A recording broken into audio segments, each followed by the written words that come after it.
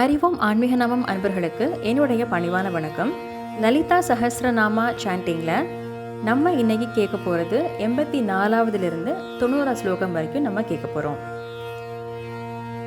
सत्यप्रसादिनी विश्वसाक्षिनी साक्षिवर्जिता षठङ्गदेवदायुक्ता षड्गुण्यपरिभूरिता नित्यक्लिना निरुपमा निर्वाणसुखदायिनी नित्या षोडशिखारूपा श्रीखण्डार्थशरीरिणी प्रभावती प्रभारूपा प्रसिद्धपरमेश्वरी मूलप्रकृतिरव्यक्ता व्यक्ता व्यक्तस्वरूपिणी व्यापिनी विविधाकारा विद्या विद्यास्वरूपिणी महाकामेश नयना कुमुदाह्लादकौमुदी भक्तहार्ततमोभेद भानुमद्भानुसन्ततिः शिवधूति शिवाराध्या शिवमूर्ति शिवङ्करी शिवप्रिया शिवपरा शिष्टेष्टा शिष्टभूजिता अभ्रमेया स्वप्रकाशा मनोवाचामकोचरा चिच्चेतनारूपा जडशक्तिर्जडात्मिका गायत्री व्याहृति सन्ध्या द्विजबृन्दनिषेविता.